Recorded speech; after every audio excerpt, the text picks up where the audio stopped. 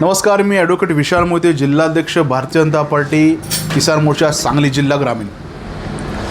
आज आम्ही मुंबईला निघालो आहोत सन्माननीय मुख्यमंत्री देवेंद्रजी फडणवीस यांचं अभिनंदन करायला।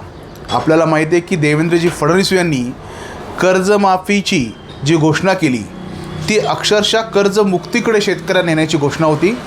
2 लाख रुपयांचं कर्ज शेतकऱ्यांचं माफ केलेलं आहे आणि यातल्या ज्या अटी होत्या की 2017ला ज्यांची कर्जमाफी झालेली आहे, 2019ला ज्यांची कर्जमाफी झालेली आहे, त्यांनाही यामध्ये त्यांनी सहभागी केलेलं आहे। या महाराष्ट्रातील 70 लाखपेक्षा जास्त शेतकऱ्यांना या कर्जमाफीचा लाभ मिळणार आहे। आज भारतीय जनता पार्टी किसान मोर्चातर्फे याच एक सक्षम नेतृत्वाने हा एक मोठा निर्णय घेतलेला आहे, जो शेतकऱ्यांना आशादायी, दूरदर्शी आणि सक्षम बनवणार आहे। त्या नेतृत्वाचं आभार करण्यासाठी आम्ही सर्व सांगली जिल्ह्याचे कार्यकर्ते आज यशवंतराव चव्हाण सेंटर या ठिकाणी सन्माननीय मुख्यमंत्री श्री देवेंद्रजी फडणवीस यांचं अभिनंदन करण्यासाठी, त्यांचा सन्मान करण्यासाठी आणि त्यांनी केलेल्या कार्याबद्दल कृतज्ञता व्यक्त करण्यासाठी आम्ही बहुसंख्येनं सांगली जिल्हा ग्रामीणची लोक जाणार आहोत। महाराष्ट्रातून अनेक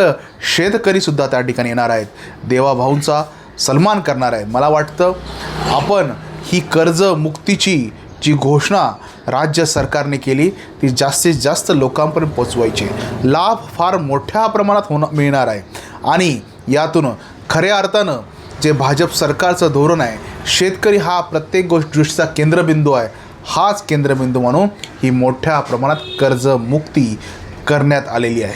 त्यामुळे सर्वप्रथम भारतीय जनता पार्टी सरकारचं अभिनंदन, राज्य सरकारचं या ठिकाणी अभिनंदन करतो।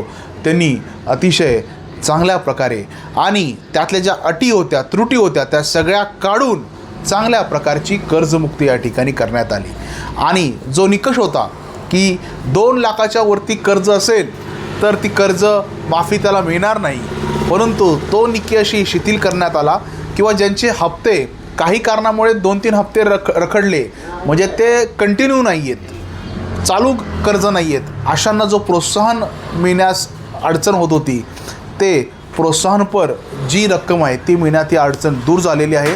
त्या सर्वांना जे रेग्युलर आहेत त्यांनाही काही त्रुटीमुळे कर्ज रखडलं असेल त्यांनाही प्रोत्साहनपर अनुदान मिळणार आहे। अशा सक्षम नेतृत्वाचं खरं मनपूर्वक अभिनंदन। धन्यवाद।